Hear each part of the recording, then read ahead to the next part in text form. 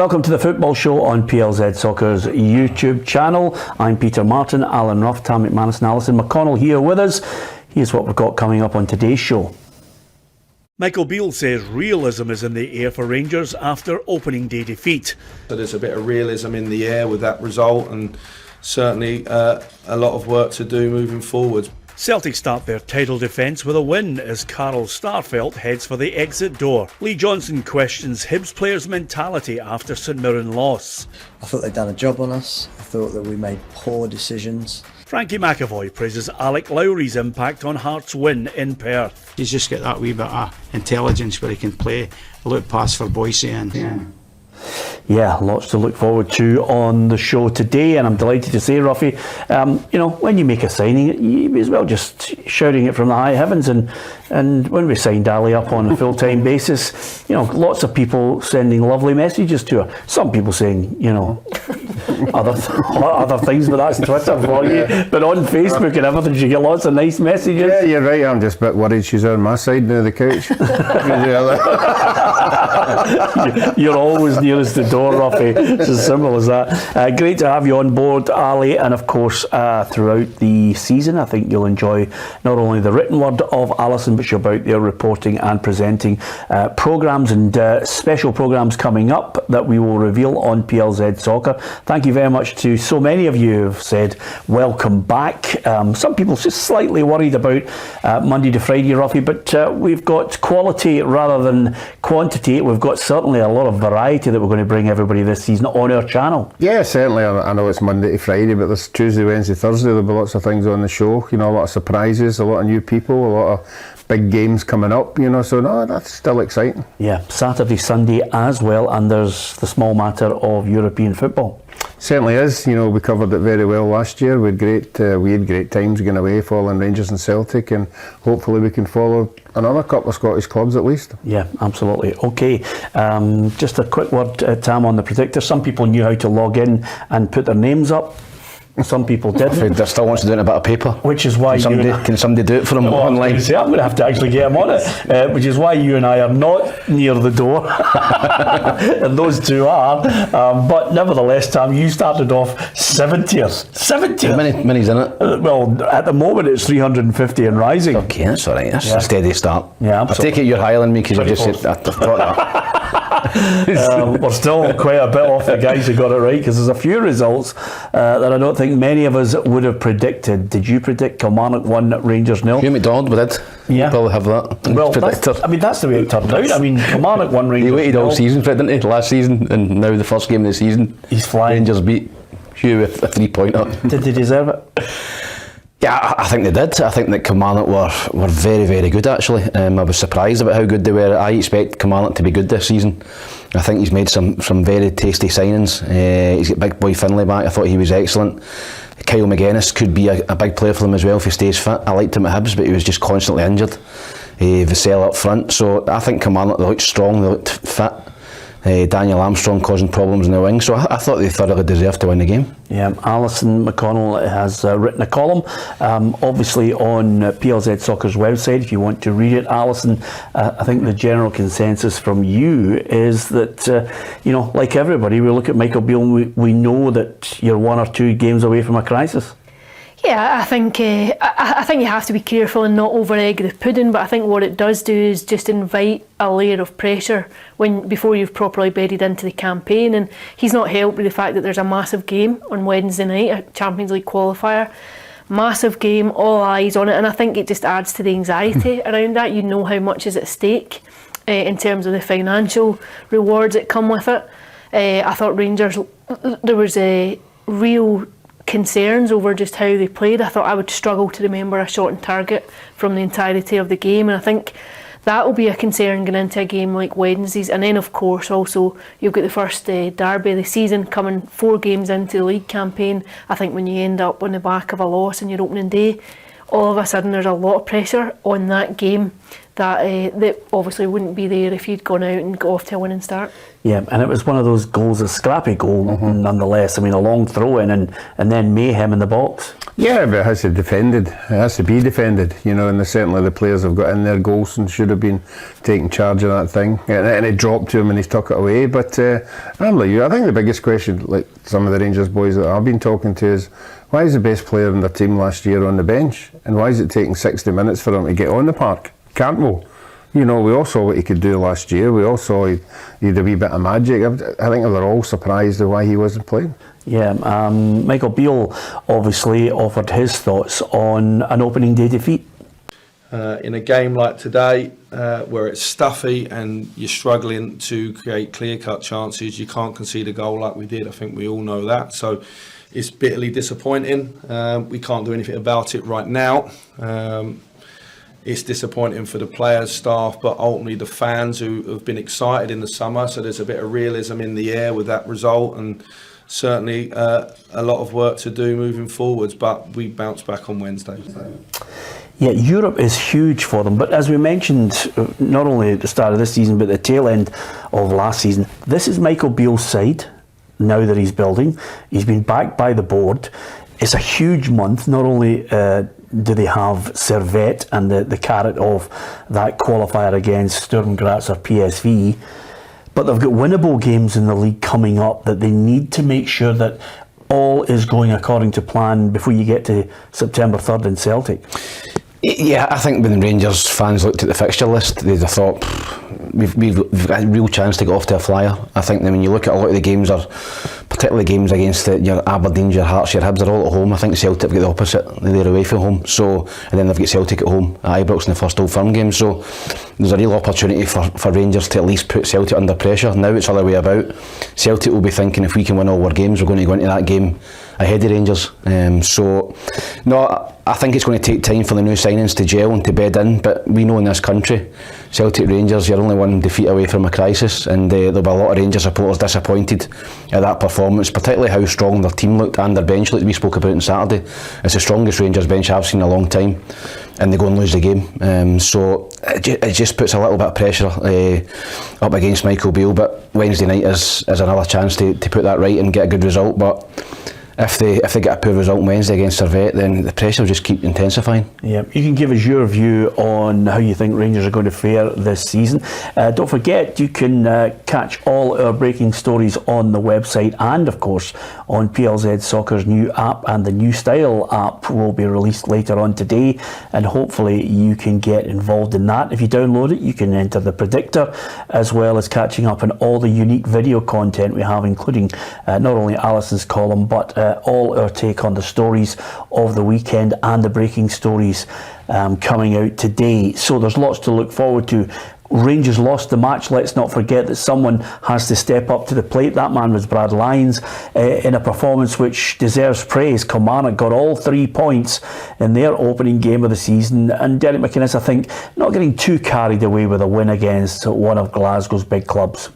It is important that it's not just the games against Rangers and Celtic don't decide our outcomes this season, but they can certainly help, because it's 3 points, same as any other victory. But in terms of belief and confidence, particularly for a new squad that we're putting together, it can only serve as well, I would imagine. Yeah, they deserve credit. I mean, Rangers have made a few signings, so have Kilmarnock.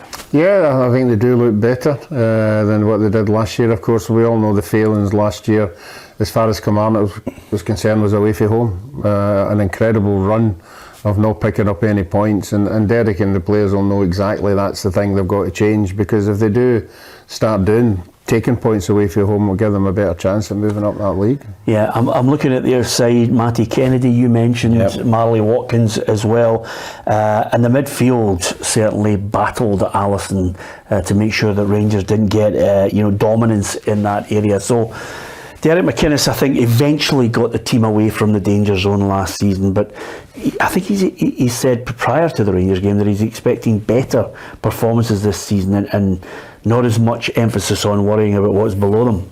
Yeah, I think he's got a stronger squad. I think he's signed well. I think he's brought in some decent experience too to consolidate what he already had. We saw the impact that Kyle Vassell had laterally in the last campaign.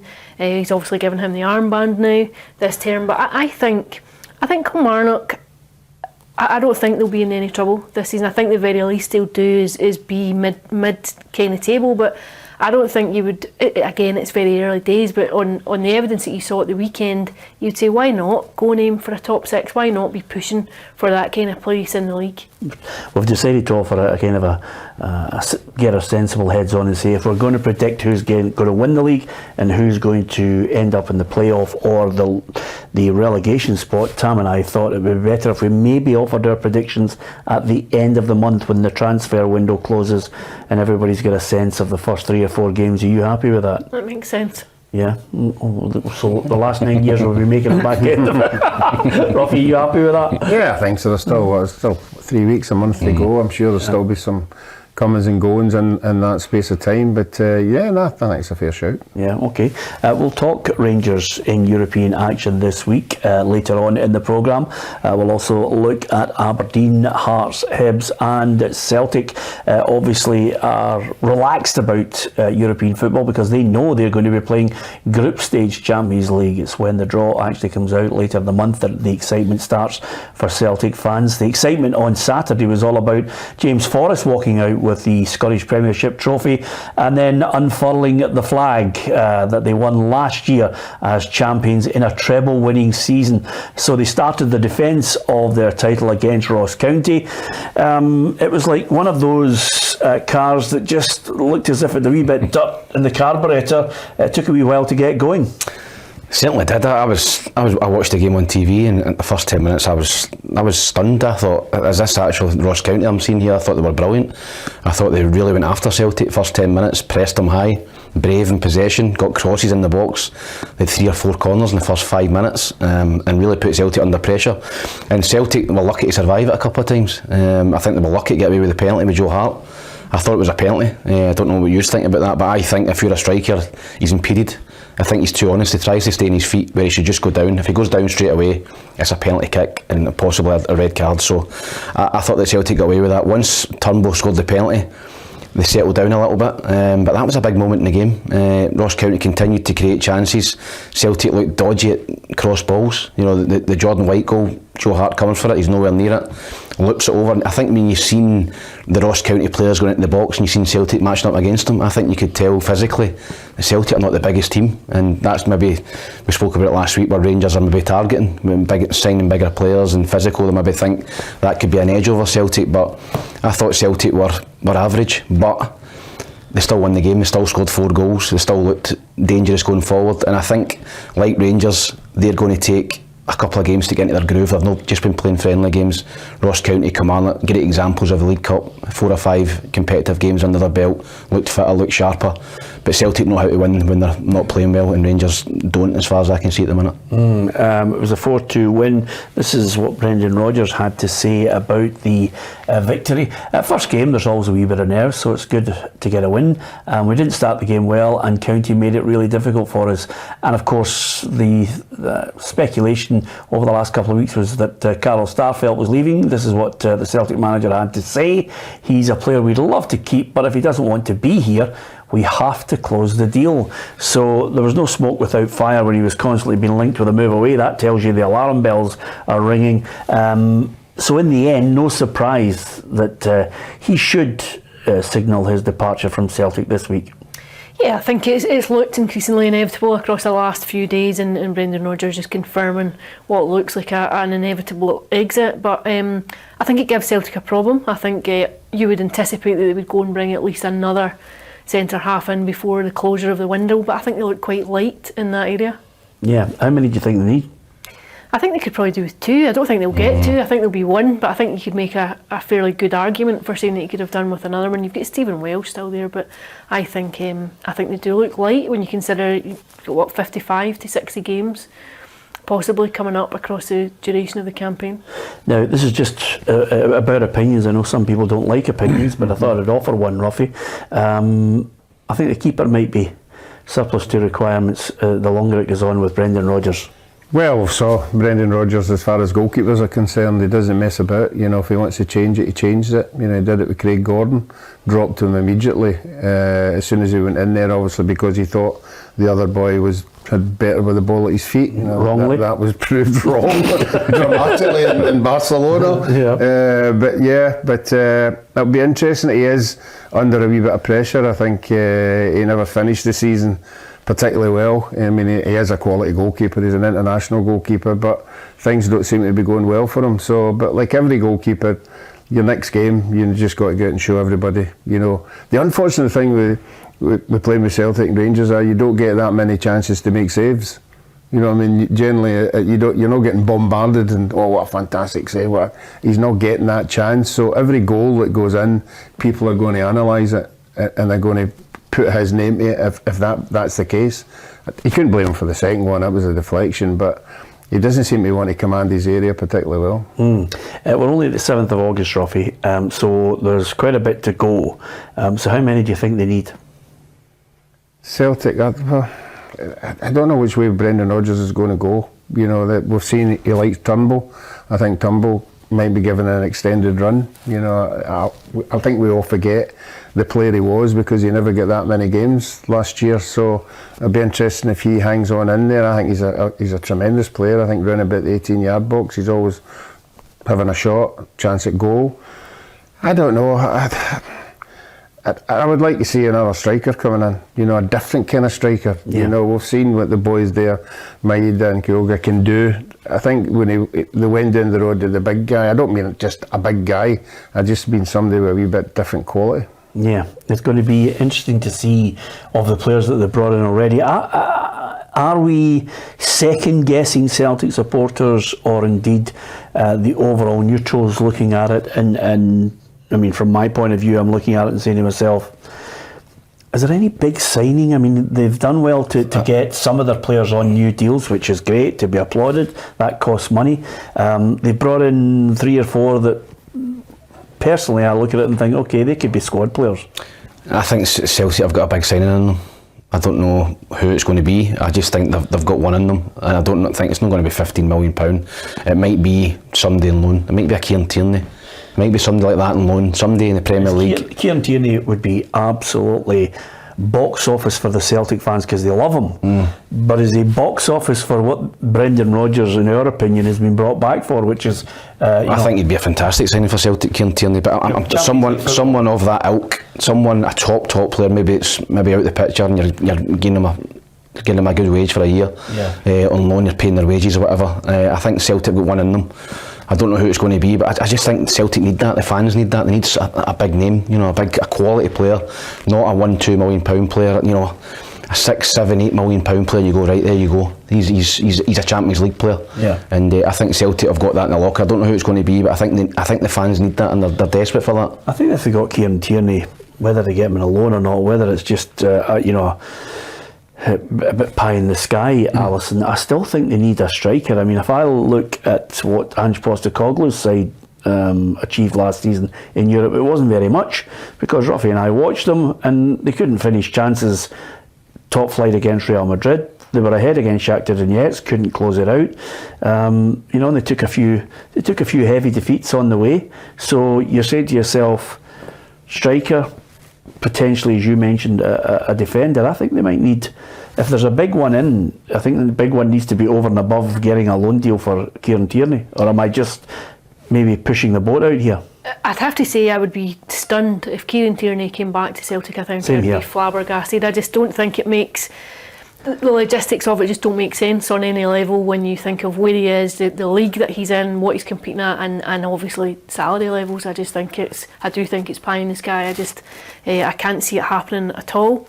You never know. 3 months ago, if someone had said to us that Ange Postecoglou would be the Spurs manager and Brendan Rodgers would be back at Celtic, we would all have laughed our heads off. So you never know. But I have to say, I just don't see the sense in it whatsoever. Even for Kieran Tierney himself, I think. If he's playing, if he's guaranteed game time, that's the only thing I would think. If he's guaranteed Champions League football back in Celtic, he's going to play every week. Arsenal, I think he came on as a sub yesterday and was maybe at fault for one of the goals. I just don't think he's in the picture there. He's not got a picture. He's not in the picture there. So unless he goes to another Premier League club, it's just whether or not, it's how Arsenal see it and whether or not they're going to allow him.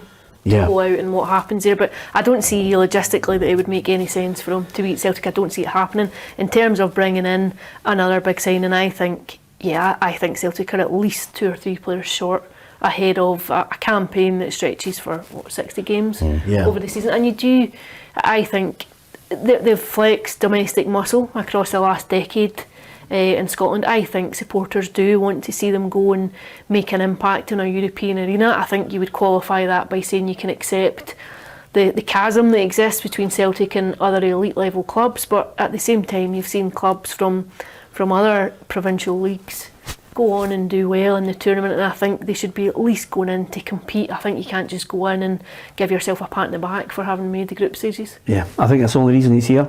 I mean, I've said it before, that's the only reason he's here. He's done a couple of trebles before. Everybody knows with the strength that Celtic have domestically that they should be winning the league. I don't see anybody stopping them this season, but his remit is European football, Ruffy, and that's where he'll be judged, and he'll be judged very quickly between August and December. Well, I think that would have been one of the conditions for him coming back. I think he has to be honest with himself that his European performances were poor big time. I think they've used the "we can't compete" thing now. I think we all buy into that, so you've just got to get on with it and bring players in. And I know the supporters want European success, so it's going to be a big season for them in Europe, because I don't think the fans will buy into. We don't know who's going to be in the group yet, but they're not going to buy into playing attractive football and getting beat 5-0 and 6-0. That's gone now. That has to be addressed. Have you seen the big changes, Ruffy, since Alison arrived on a full-time basis? Water demanded in cups a lot. It's a Diva, champagne in it. Well, absolutely. It's a wee chaser for Alison before she hits the Guinness.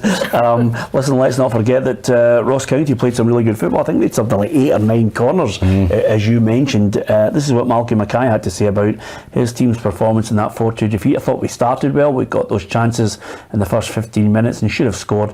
If it's an international team, Celtic are 2-0 down. Our shape and system, it was good, our discipline was good, but we gave away a stupid penalty.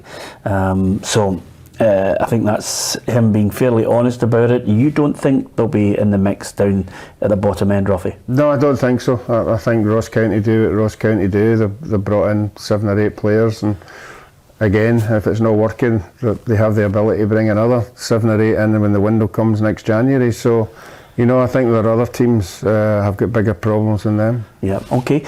Don't forget to subscribe to PLZ Soccer's YouTube channel. There's lots more to come. Lots of different programming on the way that I think will interest you. Of course, there's European football, which we'll be embarking on as well. We will hear from Lee Johnson, Frankie McAvoy, and also Stuart Kettlewell and Barry Robson to come on this programme. So stick with us for that. Hit the subscribe button, and if you download the PLZ Soccer app, you'll get all the breaking football news at your fingertips on your phone.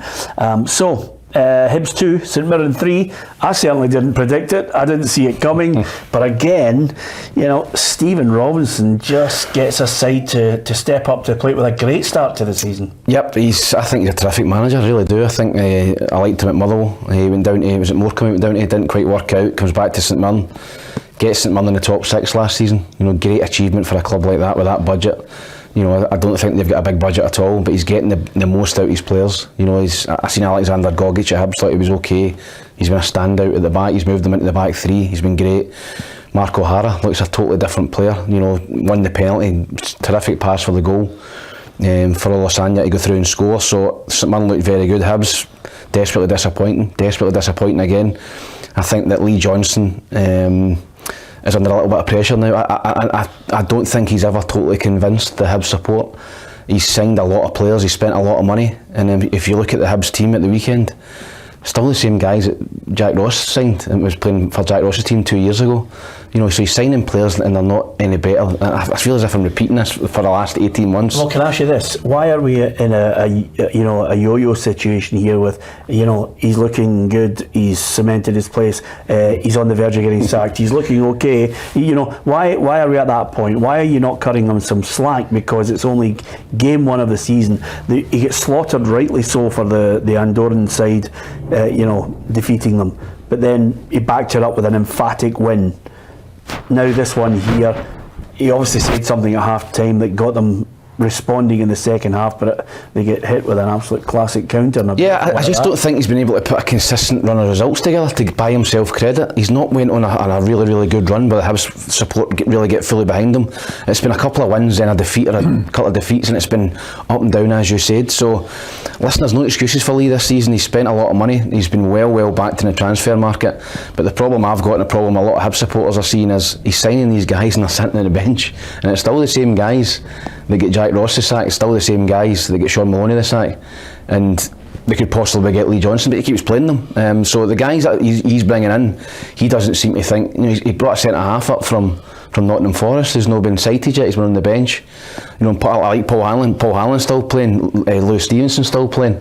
Middle of the park, Joe Neal, good player. No problem with him. Josh Campbell, who got hooked after half an hour. Christian Deutsch. All these guys were still there 2 years ago, and they're signing strikers, signing midfield players, signing centre halves, and he doesn't think they're good. They're better than the ones he's got. So I think he's under a little bit of pressure now. I think they've got a big game coming up midweek against Lucerne.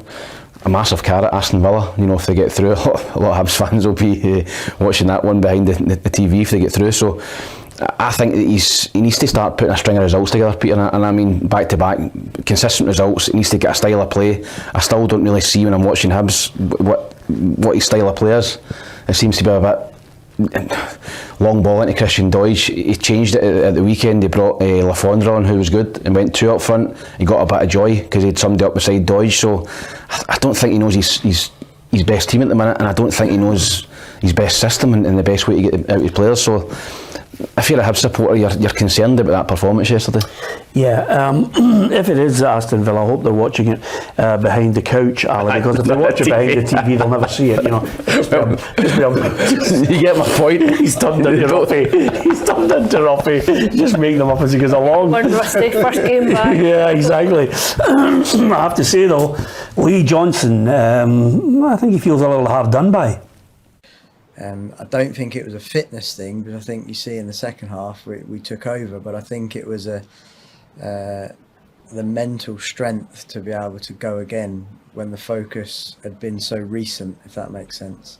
I think obviously with St Mirren having a lead in to us longer, there's a clear preparation there. So I thought they'd done a job on us. I thought that we made poor decisions. Yeah, one of the things that I mentioned at the tail end of last season, Ruffy, I thought if you're going to build a side that is going to be, first of all, top dog in the capital, and then have aspirations to go fourth, third, and really have a good season for Hibs fans. And remember, they'll back you, they will buy season tickets in big numbers.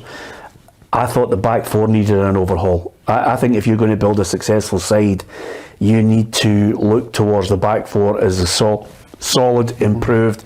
It's going back to the old hands once again. It's Lewis Stevenson, no harm to the boy, he's been absolutely a stalwart for them. Paul Hanlon, I thought Paul Hanlon was poor with the pass choice into the middle of the park. Campbell, first touch poor, next minute Ahara's all over him in the middle of the park and picks a pass for St Mirren to go 2-0 up.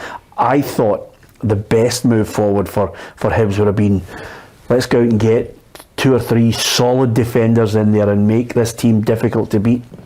Yeah, well, I think the biggest problems last year for the likes of Hibs and Aberdeen, and to a certain extent Hearts, when obviously Halkett got injured, you can see that, the best managers say you build up for the back, you get a good goalkeeper. I don't think Hibs have got that now. I don't think they've got somebody top for them. I don't think they've got a solid back four. I agree with you 100% there. But as Tam said, he's signed players, and you've got to give them a chance. You've got to see if they can hack it or no, because the Hibs fans have had the horrendous season last year. They won't put up with it again. Yeah. The same sort of a half of the season. And as you said there, when they do go on a wee run and maybe they beat Hearts, the crowds are there. The stadium's full. Yeah, absolutely. On the flip side of that, I think we have to praise Stephen Robinson's side, because he's obviously, managers do like to explain to you, I didn't have a lot of money last season, I had to cut the budget. Top 6, absolutely fantastic. This season, they came out of the traps flying. I thought they were really impressive against Hibs. Yeah, I think the thing that you see about St Mirren and what Tam mentioned in comparison with Hibs, I think you see a very clear identity about St Mirren. You know how they're going to play. Everyone knows their jobs. I think he has recruited well. He's not had a lot of money, obviously. I saw a couple of League Cup games that St Mirren were in just before the league season kicked off, and I really liked Ryan Strain. Obviously, he's nothing new there in terms of St Mirren, but I just thought he was excellent. A couple of games that I saw, I thought St Mirren were aggressive, they were purposeful. You could see that they're trying to attack teams. You know, there's a fairly attacking element throughout that side, and I think Mark O'Hara looks as though he's gone up a level. I don't know if it's just maybe the confidence. He had a very, very good campaign last year, the club's top goal scorer. He's maybe got a bit of support round about him too. Gogic at the back, I think he's an experienced player. He's maybe lost a bit of mobility, but he reads the game pretty well too. I think they've got the fundamentals there for another strong campaign. Yeah, of course, the fans are loving it, and even Stephen Robinson acknowledged that maybe because of what they did last season, people are expecting the same again this season. Yeah, but listen, expectations have risen based on the quality that the players shown. It hasn't risen on the size of the football club. It hasn't risen on our fan base. It's risen on the quality of the football players, and fans have to dream, and we all have to have high expectations and aims. But first and foremost, a success for this football club is being in this division. Well, I like him as a manager. Yeah, as I said earlier, I touched on it earlier. I think he's a terrific manager. I'm not saying if Lee Johnstone was to leave or for whatever reason, I think he would have to be high on the list of maybe a next Hibs manager, guys like him or Derek McInnes, because... Yeah, calm down. Calm down, it's only game one and you've got Lee Johnstone on the edge of the cliff again. No, I'm not on the edge of the cliff, but Hibs need to get results. He's been very, very well backed. You know, they've just spent 700 grand on a striker from Holland. They spent 500 grand on Eli Johan. 6 figures on Dylan Levitt, who looks miles off the pace at the minute.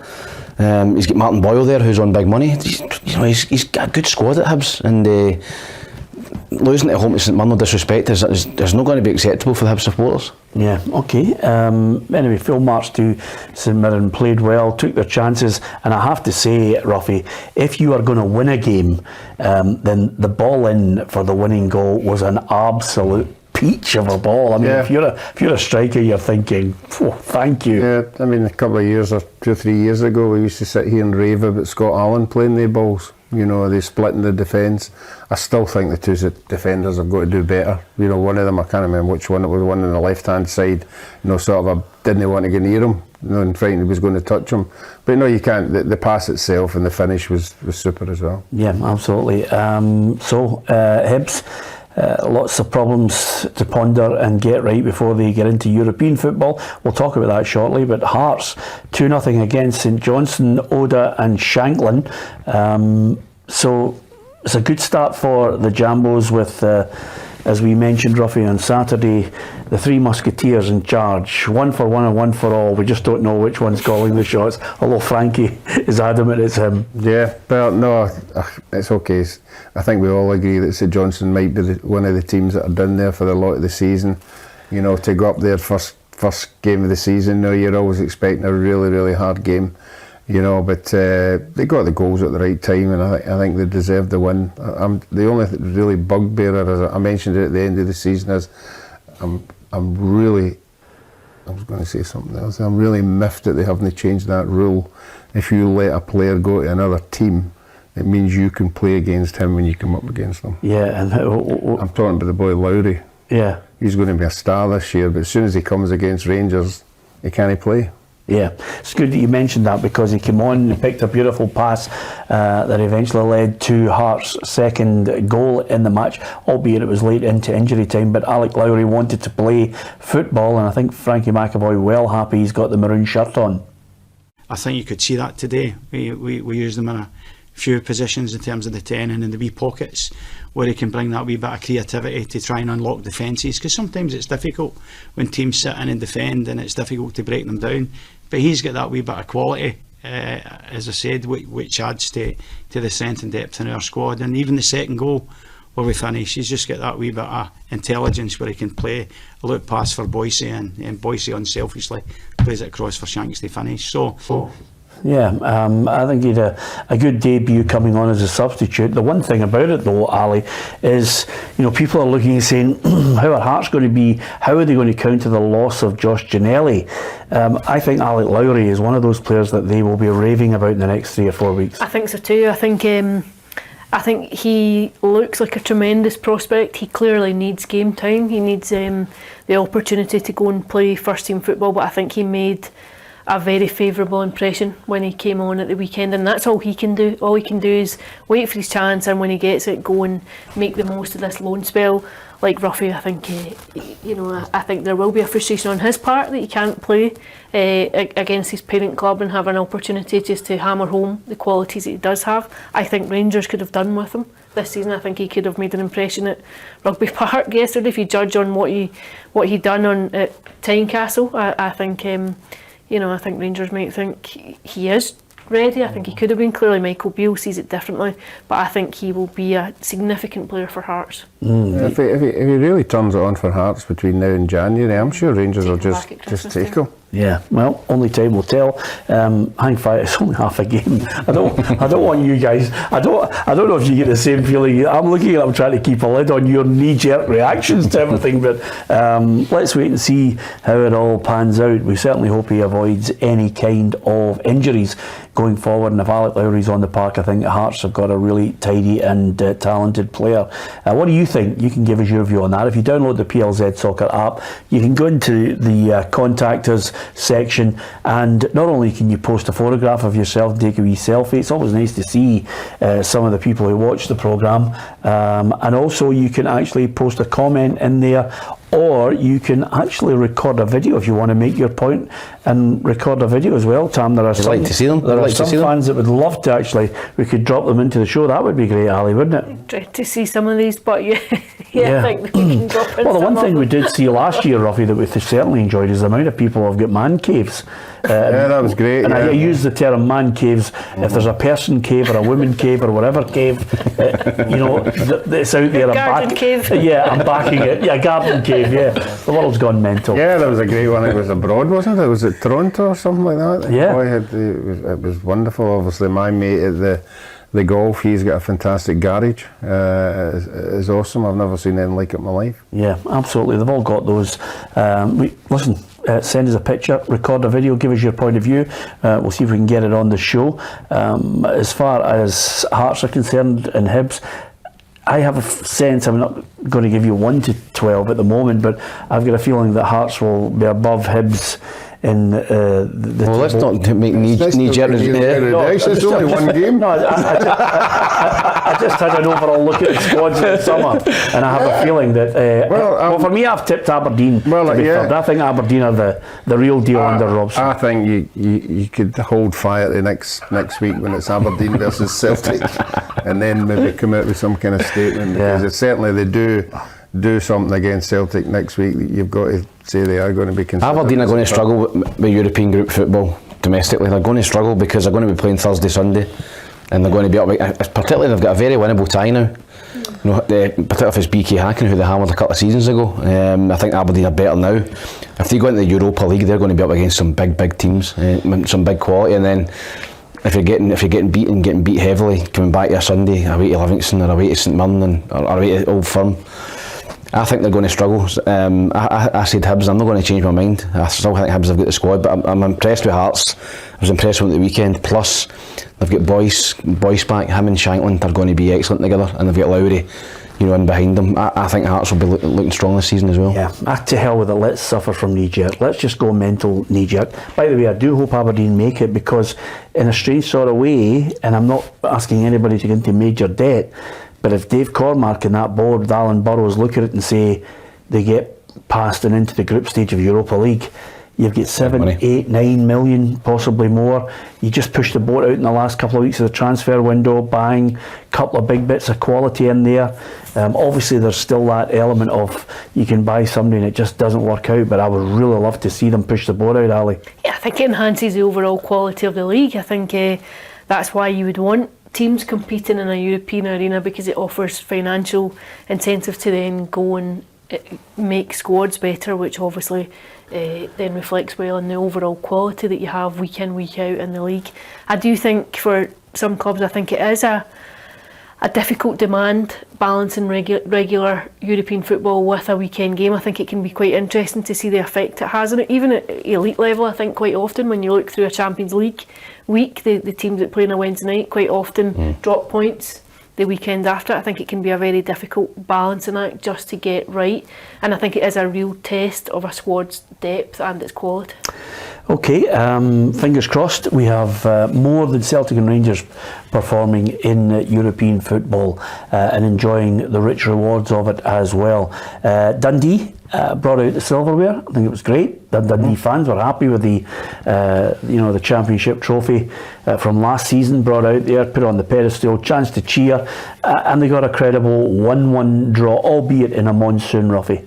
Yeah, the conditions looked as if it was going to be like that Scotland night, and obviously it's stopped a wee bit in the second half, but first half the referee could have called a halt to that at any time. But the fairness to the players, they continued, and sometimes it makes it a wee bit more exciting, the ball slipping and people making mistakes. But no, I think your first game back, you don't want to lose it. So they'll be happy with the point, and then take it from there. Poor defending, if anything, at the back post for Motherwell. But good goal. Theo Bair, he'd been talking about him as well. Yeah, he has. Obviously, I think it was at St Johnstone last season, never really made much of an impact, but sometimes a change of scenery. Motherwell took a chance on him and he's repaid them. It was a tidy finish. It was a good ball from Stephen O'Donnell. Poor defending, but he kept the ball down, got it in target, and managed to get the goal. So it was great from Bair, but Dundee clawed themselves back into it. Yeah, sometimes players do. Don't worry, we got it. Sometimes players do need a change of scenery. And they can be a different player, which is probably why you moved on so much. It worked for me sometimes it didn't. But as I said, as a striker, sometimes you can go somewhere that doesn't work out for you. It's not worked out for him at St Johnstone, but he's waiting Motherwell. He's after a flying start, and it'll give him confidence as well. Yeah, the manager Stuart Kettlewell, well happy with him. And I think what we need to do is just spend time trying to refine it and see if we can get him into the correct areas. I think sometimes I'd watched him, a lot of his work was done sort of working away from the penalty area and not playing between the goalposts, so it starts to become my job in setting up the team that we get him into the areas in which he scores a goal today. So that's probably a little bit of it. I think you look at the character as well. It needs to be somebody that's coachable, because I speak about working on the pitch a lot. I'm not trying to say that I do anything different from any other managers or coaches, but for him to improve, he's going to have to spend hours on the pitch. So I don't get a feeling that Motherwell will be involved in anything at the bottom end. These are all hunches at this point. Livingston against Aberdeen, must apologise to you, Alison. Tam and I were thinking, wow, she's just joined PLZ, she's signed a deal, she's put the scarf above her head, she's got the logo behind her, and you're at the worst match ever. It was dreadful, I have to say. It was really dreadful. Eye bleeding. There was just, I think the ball spent as much time in the air as it did anywhere else. There was very little football played. I think there was one half shot on target for the duration of the 90 minutes. There was nothing at all for either team to get excited about. I just thought it was turgid, it was flat, and it was a really physical encounter. Yeah, we could tell actually by your face and your reports that it was a rotten game as well, couldn't we, Tam? Getting the teeth and all that. Angry, you were like Kate Adie standing in front of a Chinese tank, you were not happy. Yeah, it was poor. Yeah, to say the least. Even Barry Robson, I think, was trying to hold back and being really scathing about not only Livingston's approach, but that pitch. I know we all want to come and watch Leighton Clarksons and Shinnies and Socklers and Dukes and all that, but we can't. We want to bring that, but it's not always easy to do that. So hopefully when we get back in the grass, we can get going with that and we can start playing. But credit to Livy, they slowed it down. They walked over to take their throw-ins. They fouled anytime we broke on them, and they came away with a point. So it was fair play to them as well. So, but if we had that bit of quality, we'd have won the game in the end. Yeah, you always try and read between the lines when a manager comes out with it. And you had 2 or 3 absolute belters in there. They were fouling when they could. They were wasting as much time as possible. Yeah, that's what you do when you come up against a team you think's better and you get better players, and you've got to get in about them. You've got to stop their good players from playing, and that was probably the game plan. Obviously the surface as well, and it's getting more alarming now that there are managers now coming up saying, "I'm not going to play my players on that. That's too risky." And it's getting worse. I think somebody needs to make a decision. And in all fairness to the clubs who've got them, there has to be some kind of leeway, but I think they should be made, to change the surface if they want to play in the top league. Yeah, I agree with you wholeheartedly. European competition is where we turn our attention to now, because we certainly want the other clubs out with Celtic and Rangers, as well as Celtic and Rangers being in top flight European football. We would like to see a Hearts or a Hibs or an Aberdeen, playing group stage football, reaping the rewards financially as well, Tam. And that's what's on offer. I mean, we all know the real carrot for Rangers. If they get past Servette, then maybe there's a bit of, revenge in the air if PSV take out Sturm Graz. Yeah, I don't think that Rangers will be particularly frightened of PSV. Obviously, was it last season they beat them in the playoff? So I don't think they'll be frightened of either of them. Or Sturm Graz, they've got a tough one against Servette, but I think Rangers go into that as favourites. I think they've got a real opportunity to get in the Champions League. It could have been tougher, but they've got to go and play well and win the ties. First and foremost, Servette, a Swiss team, who were probably, in my opinion, a little bit fortunate to get past Genk. I watched the second leg and I thought Genk absolutely battered them and couldn't score. But Servette played 85 minutes plus injury time with 10 men, so they've got a bit of grit, a bit of character about them, a bit of hunger to get through that tie. So it's not going to be easy, but I think Rangers have got a decent record against Swiss teams, and then I don't think PSV or Sturm Graz will hold any fears either. But if you're a Rangers fan, you were looking at it before the Kilmarnock game, you were thinking we've got a right good team here. You're maybe looking at a little bit more fear now after that first performance, but if Rangers go out and beat Servette and play well, then all of a sudden everything the garden's rosy again. Yeah, and we'll have an insight into Servette on our website and of course across our social media. Adam Binney has been looking into the Swiss side to see what they've got to offer, so look out for that. And over and above that, I'm looking at the first leg of the final qualifier. If Rangers get past Servette, it's at Ibrox on the 22nd, 23rd of August, with the return the following week. And what a week or two that could be for Rangers, because if they can get past Servette, suddenly you've got those two legs, and then you've got Celtic coming in the third. Yeah, it's also the kind of week that can make or break a season. I think it's a week that can define your campaign. Sometimes I think when teams are within touching distance of the Champions League and of qualifying for a place in the group stages and it doesn't happen, I think there can be a hangover for a while. I think sometimes you can see it, you feel the ramifications of it, it echoes for a while. And then of course I think it's very difficult to overlook the magnitude of that first meeting between Rangers and Celtic of the season. I think it often just gives you an indication of what comes, and I can't remember the stat off the top of my head, but I think when you go back and look at who comes out of that first game victorious, it tends to be that side who goes on and wins the league. Yeah, well, our new pundit, Lee McCulloch, quite simply called it early on his first appearance and said that the Old Firm games would define the title, and I beg to differ on the evidence of the weekend. Yeah, no, and what other teams you would like to think Aberdeen, Hibs, Hearts, would have something to say about that. But from a morale point of view, yeah, we know what a big win is there. You build on everything, doesn't matter, you don't want to lose it, and if you win it, everybody's high as a kite, and that's the important thing, because we saw how Rangers were winning 2-1 last time and then Celtic got the late goal, but everybody was talking about the gap last year, how big's the gap, where is the gap, and funny enough, I was the day obviously a wee game of golf, and the guy says, there's that gap appeared again, it's 3 points. And that just shows you how they think, how the supporters think. Yeah. Well, I just think it's massive, and I don't want to fall into what my old friend Hugh Keevans used to do, which is basically say, well, if they lose that, and then they lose that, then they lose that, that the whole season is crumbling. But it's massive, and we all know it's massive. And these players that he signed in the next couple of weeks, they have to.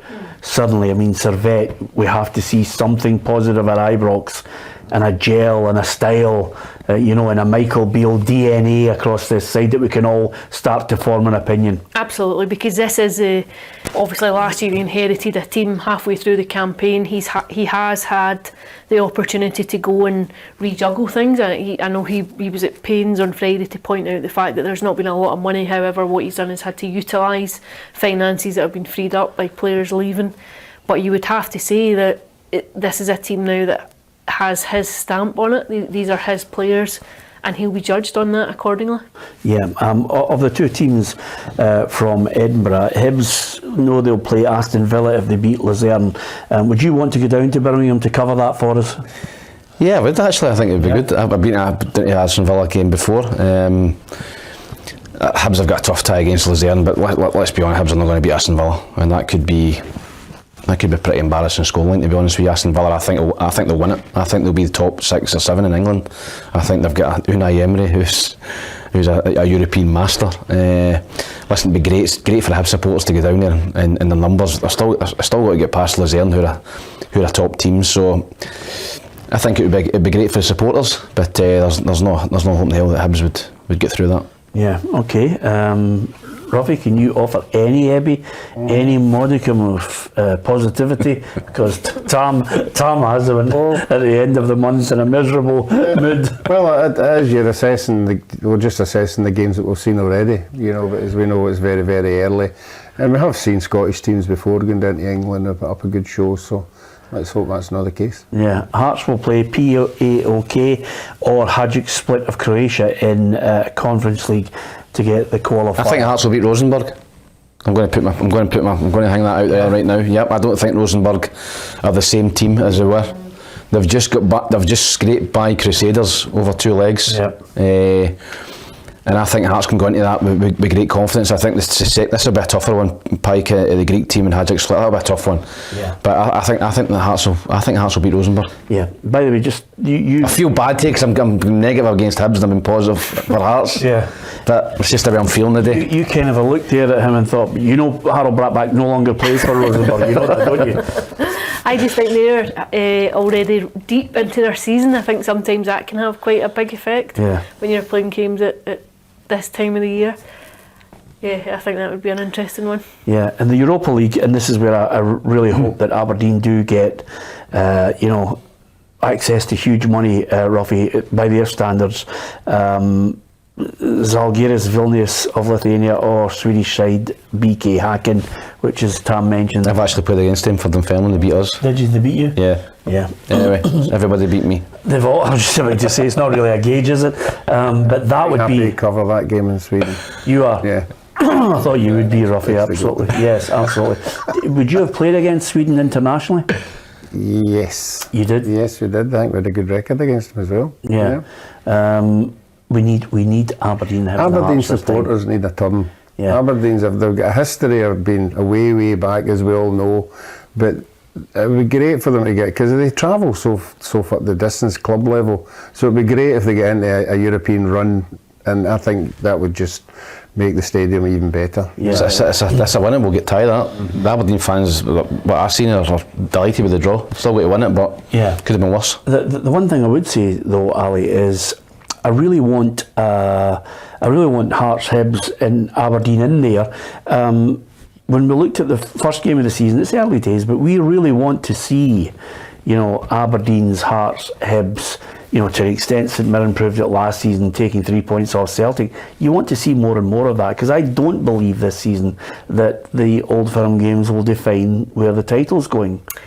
Yeah, I know what you're saying. I have to say I'm kind of inclined to agree. I think Celtic and Rangers, by and large, last term were very consistent. I know a couple of St Mirren games, but I think both of them were very consistent. I think if you see that again replicated, then it does come down to who comes out on top when they meet one another.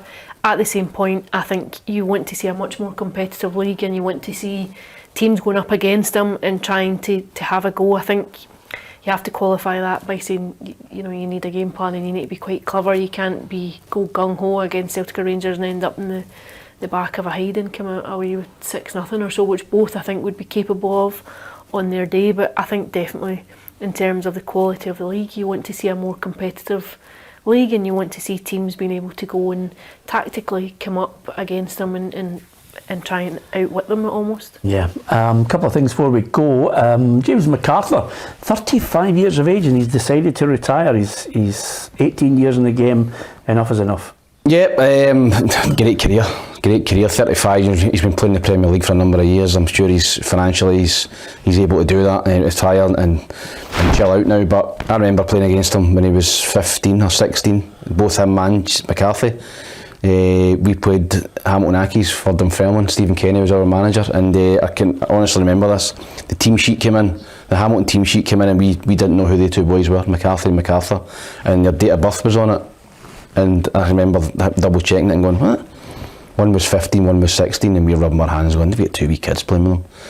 They beat us 5-0, and they two run amok, and Stephen Kenny gets sacked. So I think I knew from playing against both of them that day that both of them were going to have great careers, and the other one's still at McArthur's still at Celtic, and James has just retired, but great careers.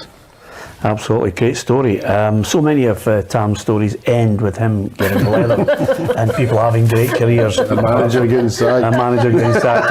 Apart from Tam, it's like that. It's like that guy, the comedian who talks about these Tom Cruise movies have all got the same thing. Him running, not very good at something, and then excels. You've nailed it. Just a little footnote, Ruffy. I watched the Charity Shield. Arsenal, if they are going to do it, they're going to have to show a little bit of steel throughout the season and not, let their bottle crash if they suddenly got their noses in front. It was nice to win the Charity Shield. It means nothing. No, it doesn't. Obviously Man City try to see the game out, but they got the goal late on, and they've got a shield. But supporters want trophies, and they've got one. Yeah, absolutely. That's all they're going to get. I don't think they'll win the league, no. Yeah, okay. Interesting times. Interesting to see how much more money is spent before that transfer window closes in England as well. There's going to be a few multi-million-pound deals that we'd love to see up here in Scotland. That's the football show for today. We're back on Friday. Hopefully you can join us for the football show on Friday at 7 o'clock. For those who are wondering about this channel and what we're all about, we've certainly got lots of programming coming up, different styles of programming, lots of one-to-ones that I think you will want to watch. We've got the women's football show coming up as well to look forward to for lots of people who love women's football, and you'll have to look at the World Cup and what's happening at the moment in New Zealand and Australia to see that the appeal is growing and growing, Ali. Yeah, I think that it's a tournament that's posted record numbers across the board in terms of ticket sales. It's surpassed all expectation levels. I think they're up roughly about a quarter in attendance numbers from what it was at the last World Cup in terms of viewing figures from television audiences. Again, up substantially from the last tournament, and I think those numbers seem to be in keeping with a global trend of increased interest in the women's game. Yeah, hopefully you'll enjoy lots of the programmes that are coming up. Don't accept the cheap imitations. There's more than a few of them out there. We're here for the season. We've got a lot of variety to offer you. Hit the subscribe button, download the PLZ Soccer app for all the latest breaking football news. We're making more and more new signings to supplement the talent we already have. Great to have Ali on board, from Ruffy, from Tam, from myself, Peter Martin and Alison McConnell of PLZ Soccer. Thanks for watching.